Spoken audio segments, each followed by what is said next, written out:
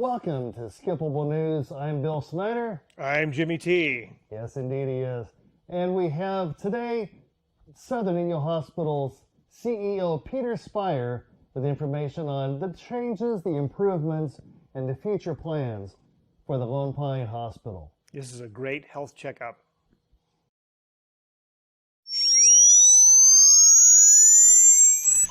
So I'm here with my friend Peter Spiers from the Southern Inyo Healthcare District. He's the CEO, Yes. as it says right there on your name badge.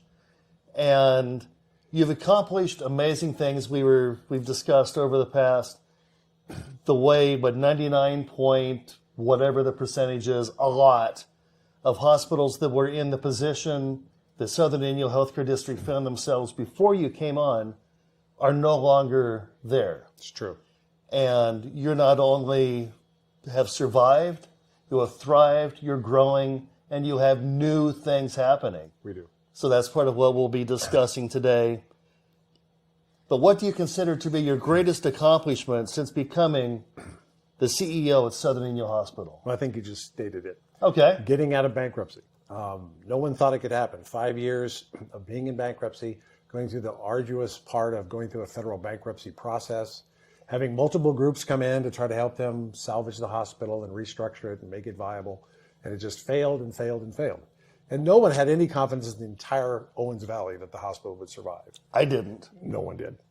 And serendipitously, our board chair, Jackie, found out about me because she's really close friends with my brother and sister-in-law, and gave me a call one night. I was back east working to develop a hospital back there on a consulting project. And she told me all about the story, and probably because she was just good friends with my family more than any other thing, I said, sure, I'll come out and let's take a look. And I did, and I looked at their numbers and I looked at the history of the place, and I said, you know what, this looks really almost impossible, but it's really not. It's a lot of simple things that you need to do. First of all, get rid of all these people that are really not there to help you. And secondly, you need a real restructure plan.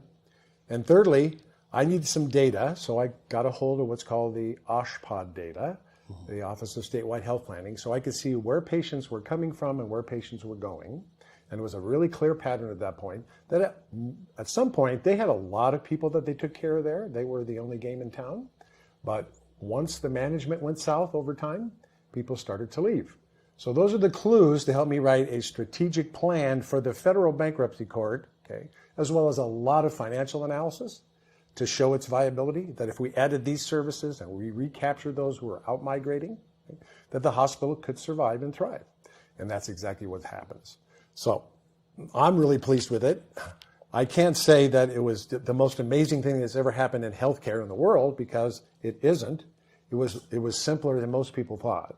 It was just basic blocking and tackling.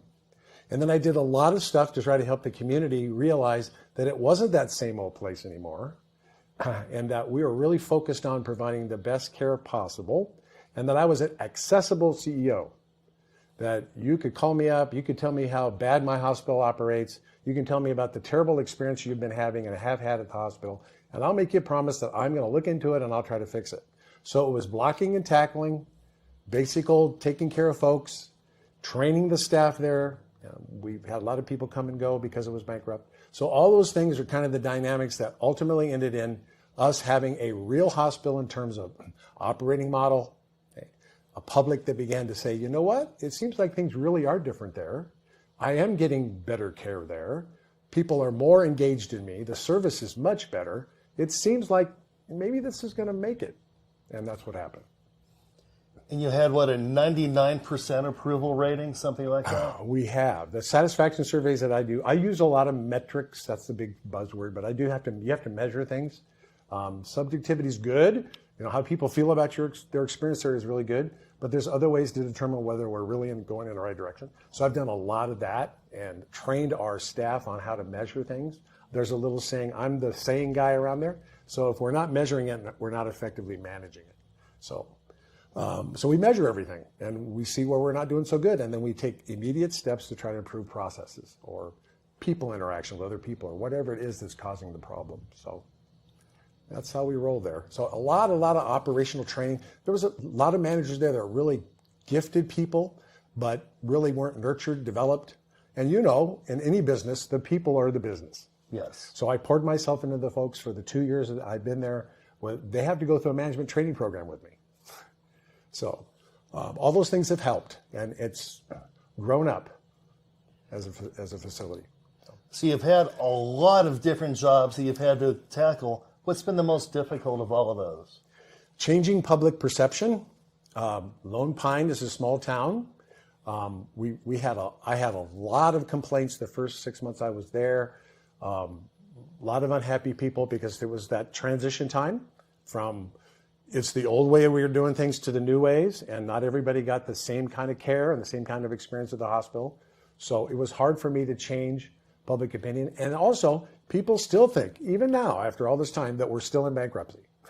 So we're out in the public now. I did a lot of public speaking the first year I was here. I've been fortunate to be on your radio station, other radio stations. We're doing publications to the community now to let them know we're here, we're viable, and oh, by the way, we're growing. So outstanding. Happy to help spread the word. You are. And part of what you said, you're doing assessment of what the locals need, what the people Correct. from out of town need. What is the greatest need for the locals and the visitors alike? People have to travel a long way to get basic health care in Southern Inyo Healthcare District. Okay. For example, Northern Healthcare District is a fairly robust menu of things they can do. Now, they don't do everything either. They don't do heart surgery there and other things, but they do most everything. On our hospital, we're fairly limited, but that shouldn't be that way. We should be able to do most diagnostic care. We should be able to provide a lot of lower-end services like a diabetes program or dialysis services, and just didn't really match the needs of the community and to create that local access. So that's been my strategic plan, second year, third year, is local access, making sure that somebody doesn't have to drive 100 miles to get an echocardiogram, right, or have a specific blood test or whatever. So I identified through that data that I told you about where we had gaps, and I've filled in those gaps. So it sounds like you're a numbers guy, kind of a thinker, obviously. And I'm humbled to be talking to you. Yeah.